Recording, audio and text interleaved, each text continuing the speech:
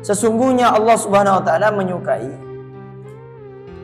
Nah, perhatikan, oleh ulama tafsir, bahasa kalimat yuhibbu, Allah suka, itu bukan hanya Allah senang dengan perilaku seseorang yang melakukan hubungan suami istri, itu tidak. Tapi di situ Allah memuliakan dan memberikan pahala.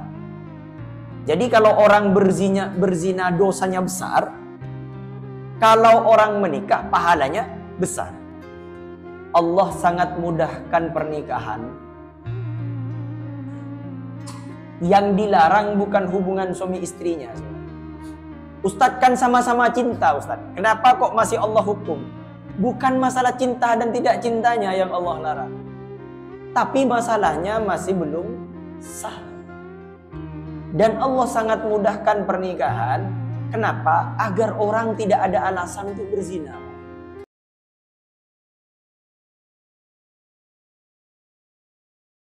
Wa yas'alunaka 'anil mahid.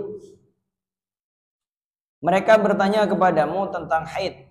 Maksudnya haid atau tempatnya dan bagaimana memperlakukan wanita pada waktu haid. Dulu sebelum Islam datang, itu ada kebiasaan di jahiliyah. Kalau ada orang haid itu sampai diasingkan karena penyakit. Jadi sebelum Islam datang masa jahiliyah, kalau ada orang haid itu sampai diasingkan. Maka kemudian ada yang bertanya pada Rasulullah SAW masalah haid ini. Maka turunlah wahyu dari Allah. Qul, katakanlah wahai Nabi Allah Muhammad SAW, huwa adzan, haid adalah suatu kotoran. Fa'tazilun nisa'ah, maka jauhilah wanita-wanita. Maksudnya janganlah bersetubuh dengan mereka. Yang dimaksud disuruh jauhi bukan jangan bersama, tapi jangan bersetubuh. Ini apa paham? Rohim menaftar. Fa'tazilun nisa'a, maka jauhilah wanita-wanita. Fil mahidhi, di waktu haid. Wala taqrabuhunna, dan janganlah kamu dekati mereka. Yang dimaksud dengan mendekati adalah jangan bersetubuh tar.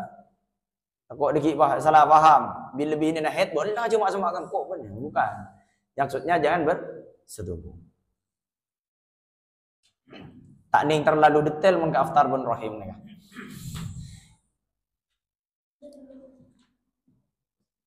Hatta yathurn, sampai mereka suci. Yathurnah dengan tak baris mati atau pakai tasdid lalu hak, kemudian pada tak asalnya diidghamkan kepada tak dengan arti mandi setelah terhentinya.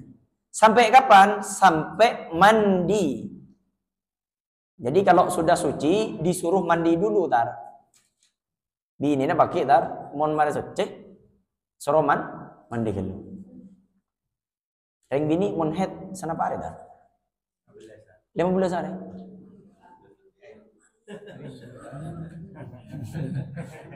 Sana apa ya?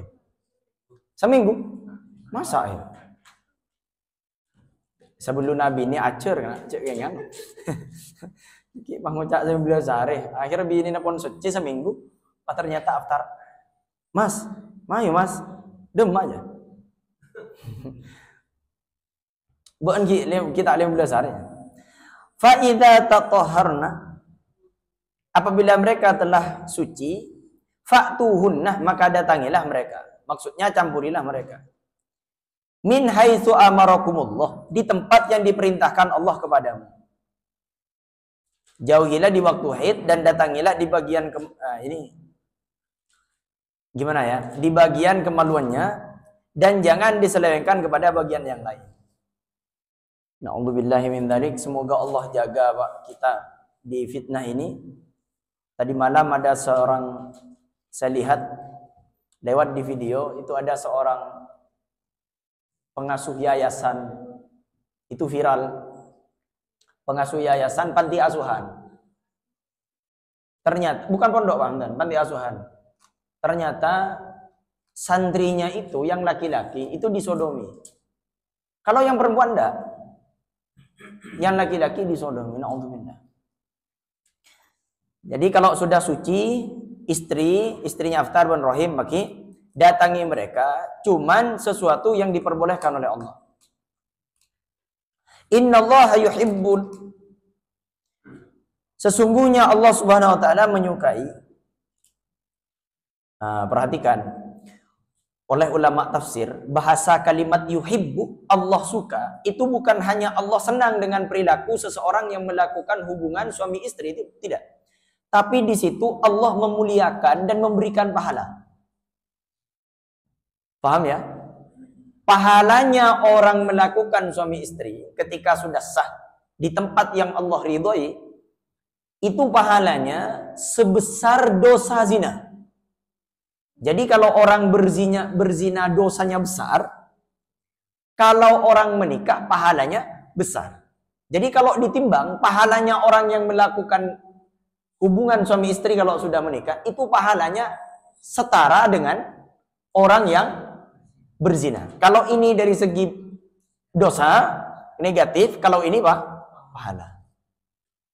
Makanya ada sebagian riwayat, entah, saya dulu dengar dari guru saya, beliau menyampaikan asbabul wurud dari hadis, setiap melakukan kepada istrinya itu jihad fi sabilillah. Karena dulu orang-orang miskin di Mekah itu bilang begini, ya Rasul, enak ya kalau orang kaya bisa berinfak hartanya, bisa mengeluarkan hartanya untuk Islam. Nah, kalau kita yang miskin-miskin gimana? Maka kata Rasulullah, fi batni, lupa saya hadisnya, ya Allah ya Rabbi. Setiap hubungan kamu kepada istrimu itu sedekah. Nah, maka aftar mun tak takdir tu tireng sogi asa de kamu lo tar mate reng kaper lo jangan. Makan tuli abi ini tar. Innallaha yuhibbut tawwabina, sesungguhnya Allah senang pada orang-orang yang bertaubat dari dosa, wa yuhibbul mutatahhirina, dan menyukai orang yang menyucikan diri dari kotoran. Ini mohon maaf, ini penting saya sampaikan kepada semua yang mendengar kalimat ini, baik lewat offline atau lewat online. Perhatikan, Allah sangat mudahkan pernikahan. Yang dilarang bukan hubungan suami istrinya sebenarnya. Ustadz kan sama-sama cinta, Ustadz. Kenapa kok masih Allah hukum? Bukan masalah cinta dan tidak cintanya yang Allah larang. Tapi masalahnya masih belum sah. Dan Allah sangat mudahkan pernikahan. Kenapa? Agar orang tidak ada alasan untuk berzina. Makanya kalau kayak Ustadz Ruhus punya anak perempuan misalnya. Kalau sudah anaknya ada orang yang dekat dengan anaknya, panggil. Nikahkan. Ustadz kan masih belum siap, bilang pada anaknya, yang akan menanggung kehidupan adalah kalian. Sudahlah, kalau untuk saat ini tidak apa-apa nikah, tapi jangan hamil dulu kalau misalnya lanjut kuliah. Nah, kayak Aftar misalnya Ben Rohim, kan tandi kan tak? Tandi. Rohim mandi, bentar nih. Nah, mau nandi itu ngambil. Ustadz tandi biaya, Ustadz tandi biaya, ini yang jadi permasalahan. Orang sekarang yang tak wajib, wajib, saya wajib disepelekan.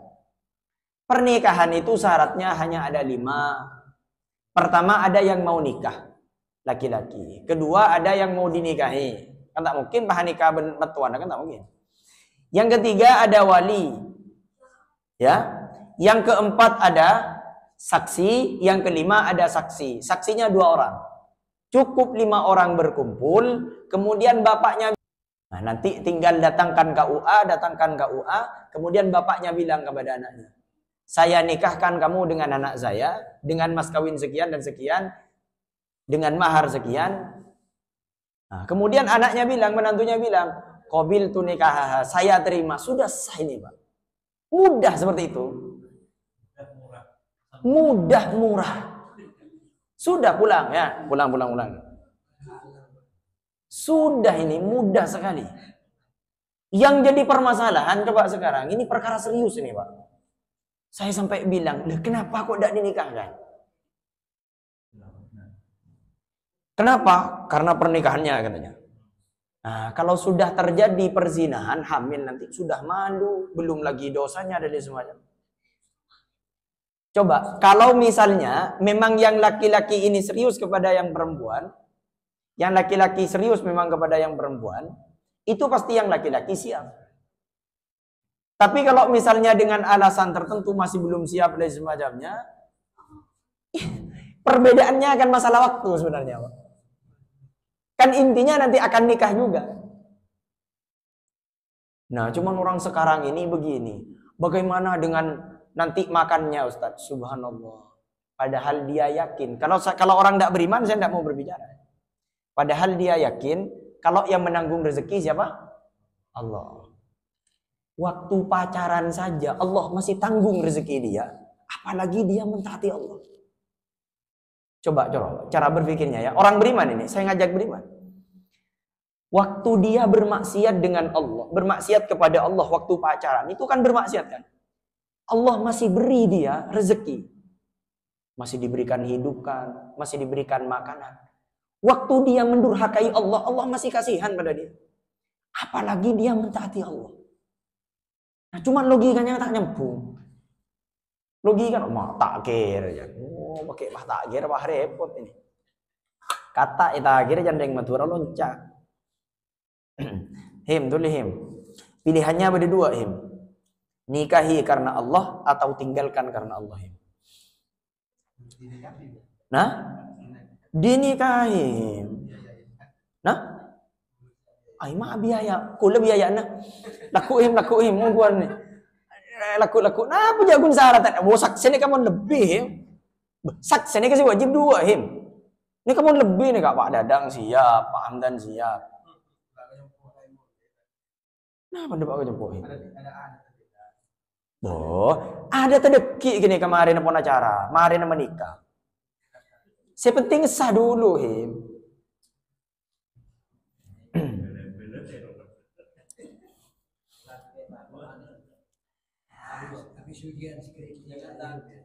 Nisa'ukum harsul lakum, istrimu adalah tanah persemian bagimu atau ladang.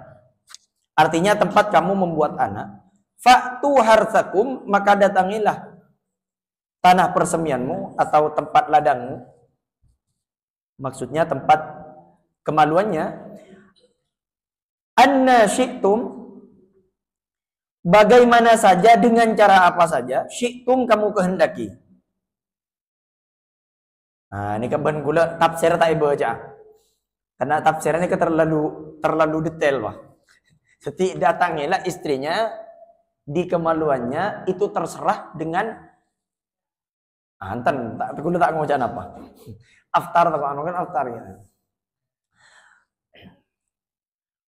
Him nikah ilmu him ki, ken tapi benih praktek ki mangken him. Nah, praktek ki mana bini dikit. Cak pun ustad mon ponan di ilmu kutu praktek kaki. Nah, ini khusus nih kecek praktek kaki mangken him. Mon apa aja praktek kaki mangken him. Wa qaddimu li anfusikum, dan kerjakanlah untuk dirimu amal-amal soleh, misalnya membaca basmalah ketika bercampur. Ken. Cek ring sekali ronah ring Indonesia nikah. Ketika mau menikah, persiapannya benih fikih nikah. Persiapannya masalah kan melulu. Sehingga tak paham. Ada orang menikah tak tahu doa mau berhubungan suami istri. Coba, napa doa nata? Tahu nih. Napa him? Padang rohim deh. Ada orang menikah tak tahu. Kita menikah jangan alasan. Lebih gampang him, lebih gampang macam bismillah. Lebih gampang boleh maca Allahumma barik lana fima razaqtana. Kina ada.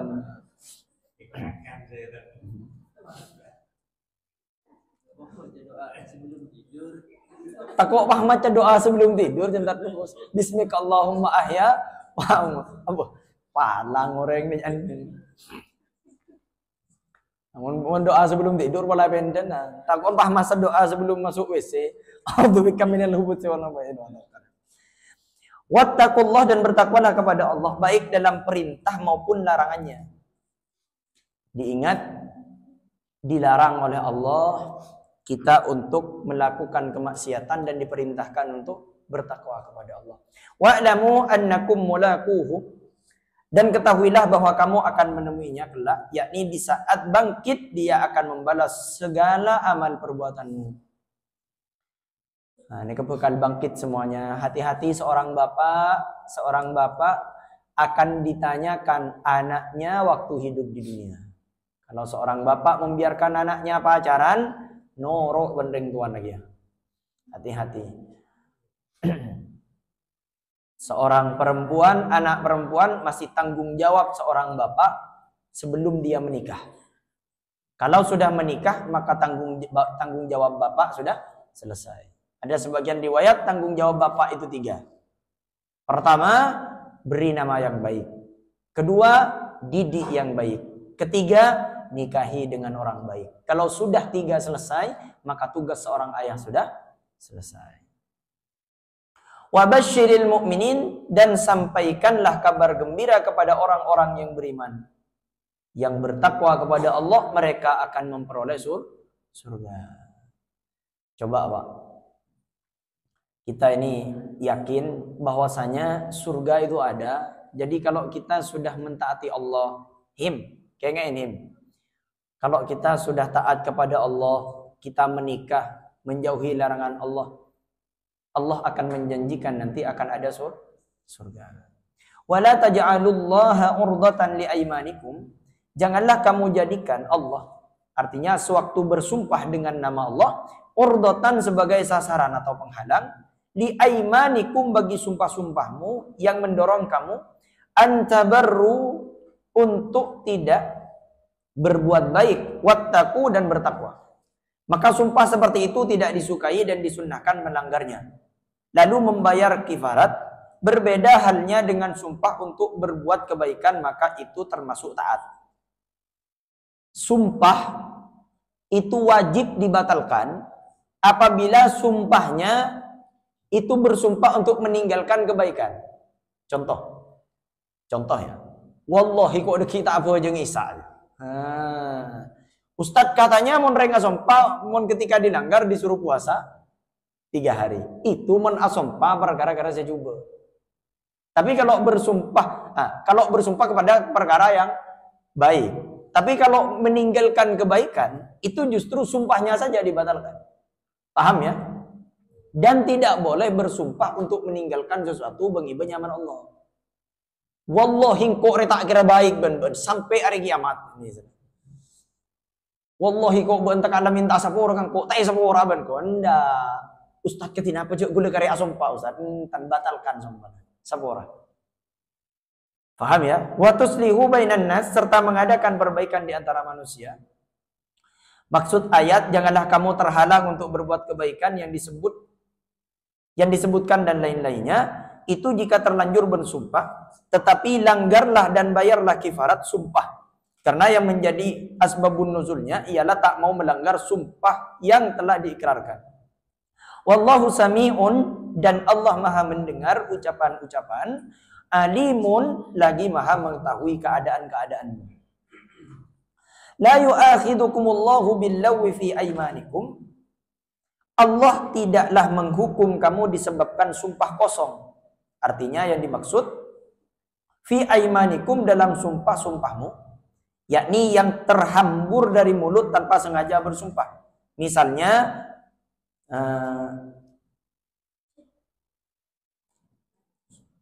demi Allah misalnya, maka ini tidak ada dosanya serta tidak wajib kifarat. Misalnya ada orang yang terlanjur bersumpah berhambur-hambur, tak teratur. Kadang beda orang ini asumpah meloloh. Nah, ini ada guyonan sedikit. Dulu waktu di pondok saya, ada seorang santri ini sering bersumpah, Pak. Wallahi meloloh. Akhirnya sama seorang ustadz, waktu dia mau berangkat tugas dibilang, Bu Andri cuk kuna sumpah malolo ya, tak oleh ustadz leja sumpahan malolo ya. Pasti eka parta joreng di himona sumpahan malolo. Tak temu sih kemaan sih bener. Wallahi ki ustadz ya. Abu cak sumpah. Billahi kulekeun mangken tak sumpah boleh. Padahal sumpah. Maki sumpah. Wallahi king kelupai ustadz. Lengan kebiasaan ini. Nah, akhirnya ya tina-tina lah deki ben mun yajun neki ai. Benca sumpah. Wallahi kan makin dibudi. Nyampe di depan kiai ditanya, "Atugas deem ngebut." Wallahi ya tugas kan. Langsung paham nih. Ini karena kebiasaan. Nah, ini kalau seperti ini maka jangan kebiasaan langsung paham. Kalau tidak darurat betul, maka jangan sampai bersumpah. Walaki yu'akhidhukum bima kasabat qulubukum. Tetapi Allah akan menghukum kamu disebabkan sumpah yang disengaja oleh hatimu. Artinya kamu sadari bahwa itu sumpah yang tidak boleh dilanggar. Wallahu ghafurun, dan Allah Maha Pengampun terhadap hal-hal yang tidak disengaja. Halimun, lagi Maha Penyantun, hingga sudi menangguhkan hukum terhadap orang-orang yang akan menjalaninya. Lilladzina yu'minuna lilladzina yu'luna min nisaikum. Bagi orang-orang yang melakukan apa itu di situ, Pak? Bagi orang-orang yang melakukan yu'luna, apa di situ? Hah? Ila ya. Melakukan ila terhadap istri-istri mereka. Artinya bersumpah tidak akan mencampuri istri-istri mereka. Ila itu artinya bersumpah untuk tidak menggauli istri-istri mereka. Tarabbusu, diberi tangguh atau menunggu arba'ati ashhurin, selama 4 bulan. Fa infa'u, jika mereka kembali, maksudnya rujuk dari sumpah untuk mencampuri, baik waktu itu atau sesudahnya, fa innallaha ghafurur rahim, maka sesungguhnya Allah Maha Pengampun kepada mereka yang telah membuat istri-istrinya menderita disebabkan sumpahnya. Rahimun, Allah bukan hanya ghafurun, tapi Allah rahimun, lagi Maha Penyayang terhadap mereka. Wa in azamut talaq fa innallaha sami'un alim. Dan sekiranya mereka berketetapan hati untuk talak, artinya tak mau kembali, maka mereka harus menjatuhkannya. Fa innallaha sami'un, karena sesungguhnya Allah Maha mendengar ucapan mereka, alimun, lagi Maha mengetahui maksud atau tekad mereka. Jadi maksudnya setelah menunggu selama 4 bulan, tidak ada lagi kesempatan terbuka bagi mereka kecuali kembali atau menjatuhkan talak. Wal mutallaqatu, dan wanita-wanita yang ditalak, yatarabbasna, hendaklah menunggu. Nah, ini perhatikan, bab talak. Ada pertanyaan tadi masalah talak ke saya via WA. Ini masuk pada bab talak. Pada pembahasan talak di surah Al-Baqarah ayat 226. Wal mutallaqatu yatarabbasna, dan wanita-wanita yang ditalak hendaklah menunggu atau menahan. Jadi mun bedereng bini ki buru mari talak, bini pahala ke boleh, Pak. Menunggu dulu. Bi anfusihinna, diri mereka, dari apa? Dari menikah. Jadi seorang perempuan kalau baru ditelak sama suaminya tidak boleh menikah. Salasata quru, sampai kapan dia tidak boleh menikah? Salasata quru'in, selama 3 kali quru, yang dihitung dari mulainya jatuh talak. Jadi salasata quru dihitung mulai dari jatuh talak. Dan quru adalah jamak dari qur'un namanya. Quru jamak dari qur'un. Menfathahkan qaf mengenai hal ini adalah 2 pendapat. Ada yang mengatakan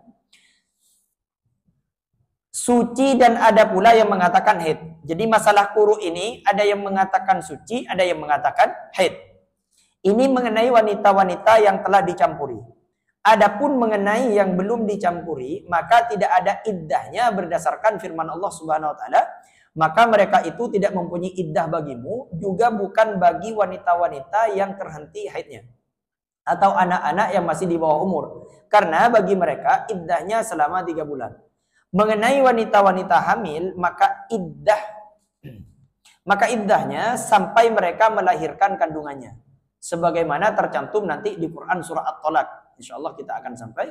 Sedangkan wanita-wanita budak, sebagaimana menurut sunnah, iddah mereka ialah 2 kali quru. Jadi kalau wanita budak 2 kali quru. wala yahillu lahunna ayyaktumna ma khalaqallahu fi arhamihinna. Dan mereka tidak boleh menyembunyikan apa yang telah diciptakan Allah pada rahim-rahim mereka berupa anak atau darah haid. In kunna yu'minna billahi wal yaumil akhir. Jika mereka beriman kepada Allah dan hari akhir. Wa bu'ulatuhunna, dan suami-suami mereka ahaqqu biraddihinna, lebih berhak untuk merujuki mereka sekalipun mereka tidak mau rujuk. Perhatikan, kalau ada seorang perempuan ditalak sama suaminya, maka dia berlaku boleh nikah lagi nanti kalau sudah salasata quru, 3 kali masa suci. Nah, selama masa quru ini, selama 3 kali masa suci sebelum sampai, maka suaminya ini ahaqqu biraddihinna, lebih berhak untuk merujuki mereka. Yang punya hak rujuk adalah suami, lebih berhak. Meskipun si wanita ini tidak mau. Saya lanjutkan sebentar. Fi dzalika, di saat demikian, artinya di saat menunggu itu, in aradu islaha, jika mereka menghendaki perbaikan. Berhenti dulu, kita adzan, silakan. Rahim, adzan nih. Matikan dulu.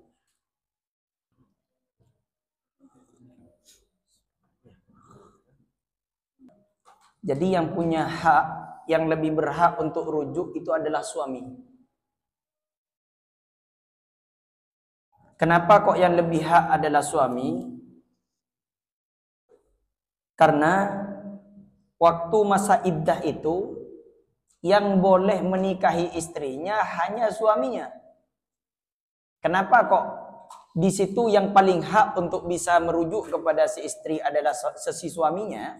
Karena waktu masa iddah itu tidak ada orang yang bisa menikahi wanita tersebut kecuali suaminya. Paham? Kalau ada orang yang menikah di situ, maka tidak bisa. Jadi yang bisa menikahi hanya suami. Sampai kapan? Salasata quru. Ada yang mengatakan hilaf di antara ulama, 2 pendapat. Ada yang mengatakan 3 kali masa suci. Atau ada yang mengatakan dihitung masa haidnya, 3 kali haid. Ya. Jadi gini nikah Aftar bin Rahim. Kalau orang sudah menikah, naudzubillah ya, kalau sudah jatuh talak, maka masih punya kesempatan untuk bisa rujuk pada si istri. Ini takut ada kebiasaan di orang awam, ada yang namanya memperbarui nikah. Ini ada yang salah paham masalah ini. Ada yang memperbarui nikah setiap tahun. Yang diperbolehkan oleh ulama memperbarui nikah itu kalau tidak ada kalimat talak. Tapi kalau sudah terjadi berapa talak sampai 3 kali, itu meskipun diperbarui tidak bisa, Pak. Jadi kalau sudah misalnya naudzubillah ya. Sebenarnya tapi ini takut terjadi ya. Ini harus dipahami. Jadi seorang istri ketika sudah ditalak Aftar Rahim, maka Rahim bin Aftar, saya takut terjadi doa. Maka orang yang menalak istrinya ini boleh kembali kepada istrinya tanpa nikah lagi. Tanpa harus ada pernikahan lagi, tidak usah. Tapi batasnya hanya dikasih waktu oleh Allah salasata quru. 3 kali masa suci atau 3 kali haid, pendapat yang selanjutnya. Nah, tapi kalau sudah nyampe 3 kali itu, 3 kali masa suci, salasata quru itu, maka sudah tidak boleh kembali lagi kepada istrinya, harus nikah seperti awal nikah. Paham? Ini naudzubillah ini masalah ini. Walahunna, dan para wanita itu mempunyai hak mislul ladzi, seimbang dengan alaihinna, yang dibebankan kepada mereka bil ma'ruf, secara ma'ruf. Yang dimaksud dengan punya hak ini menurut syarak seperti baik dalam pergaulan sehari-hari, meninggalkan hal-hal yang dapat mencelakakan istri dan lain semacamnya. Jadi istri ini juga punya hak menerima rujuk tersebut atau tidak. Kalau sudah si istri ini nanti sudah biasa dipukul, mencelakakan dia, maka boleh tidak terima rujuknya. Paham? Tapi kalau misalnya suaminya sudah bertaubat, maka silahkan balik lagi. Walir rijali alaihinna darajah. Akan tetapi pihak suami mempunyai satu tingkat kelebihan. Maksudnya tentang hak, misalnya tentang keharusan ditaati. Suami ini masih punya hak untuk ditaati. Disebabkan mas kawin dan belanja yang mereka keluarkan dari kantong mereka. Wallahu azizun, dan Allah maha tangguh dalam kerajaannya. Hakimun, lagi maha bijaksana dalam rencananya terhadap hamba-hambanya. Ini saya lanjutkan sebentar. At-talaqu marratan. Nah, ini hati-hati. At-talaqu, talak itu atau perceraian itu yang dapat kembali, rujuk kembali, yang bisa nikah lagi, yaitu marratan, 2 kali. Talak itu ada 2. Nih, perhatikan. Talak ada 2. Ada talak sori, ada talak kinayah. Sori artinya jelas kalimatnya. Kalimatnya kalimat yang jelas. Kutinggalkan kamu. Kuceraikan kamu. Kamu bukan istri saya. Jelas kalimatnya. Kemudian yang kedua, talak berupa kinayah, peribahasa. Kalau kamu keluar dari pintu ini, sudah kau anggap kamu saudara saya. Nah, saudari saya. Maksudnya saudari se-Islam atau se-Iman kan tidak jelas ini. Kalau bahasa kiasan, kinayah itu kiasan, itu tergantung dari niat si suami. Nah, kalau suaminya nanti berkata, enggak kok saya enggak niat seperti itu, maka tanggung dosa suami itu dengan Allah nanti. Misalnya suaminya berbohong, karena kan tidak ada yang tahu niat seseorang, Pak. Cuma Allah yang tahu. Maka misalnya suaminya berniat seperti itu, cuman dia dustai dengan kebohongannya karena menyesal sudah melakukan ucapan seperti itu, padahal niatnya dia niat talak. Sedangkan dia bilang kepada istrinya dan bilang kepada orang, saya itu tidak bermaksud untuk mentelak. Padahal dalam hati dia maksud kata-kata tadi untuk mentelak. Maka seorang istri itu tidak punya hak menghakimi bahwasanya suaminya ini mempunyai niat bercerai tadi. Biar tanggung jawab si suami ini dosanya dengan Allah. Jadi dosanya nanti tak rok-rok si bini ini. Karena pengakuan si suami, dia melakukan mengucapkan seperti itu bukan maksud talak. Kalau sudah mengucapkan talak sebanyak 2 kali, nah ini jadi permasalahan.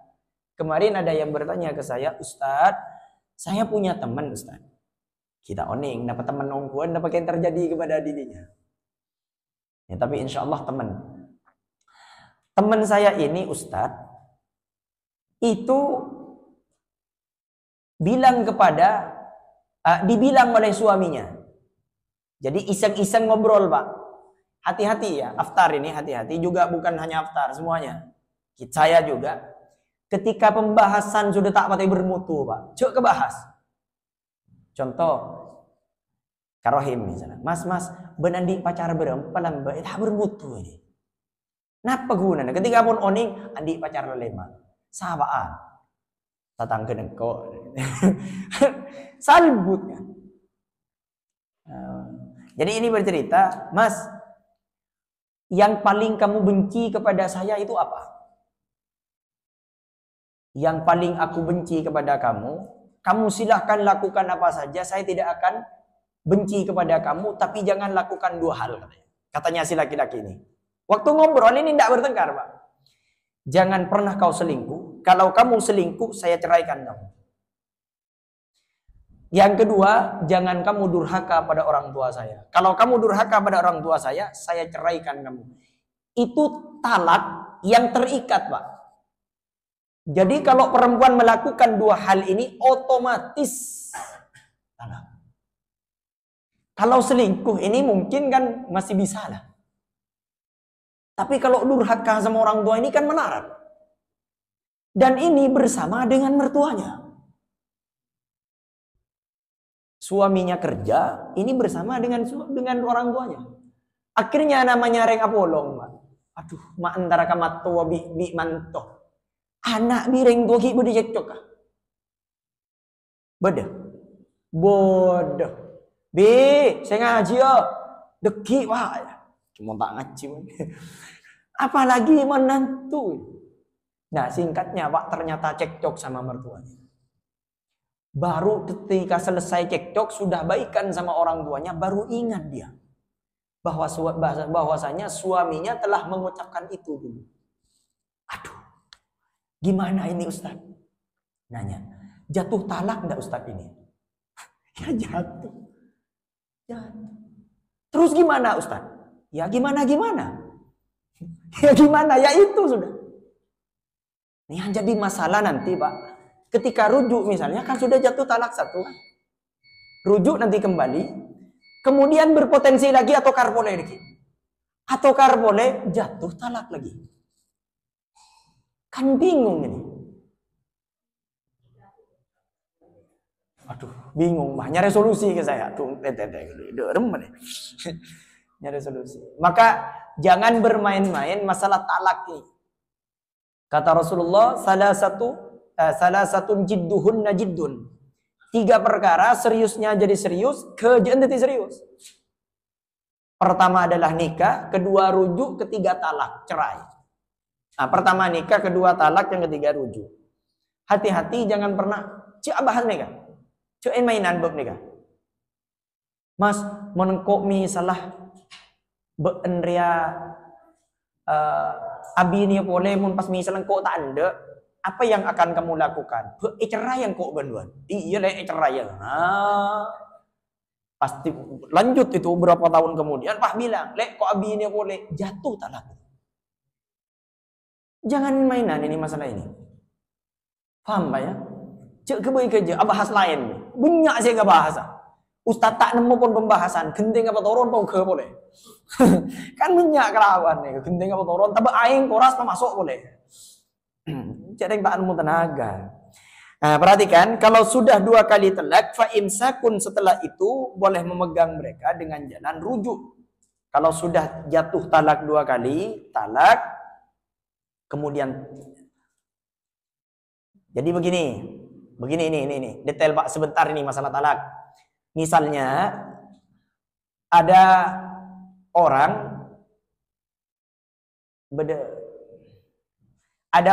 menikah dengan perempuan. Kemudian sama si laki-laki ini dicerai. Atau dicerai. Perhatikan, talak itu kalau kalimatnya cerai, talak itu meskipun tak atau jatuh. Jatuh talak. Saya ceraikan kamu. Maka jatuh talak sudah.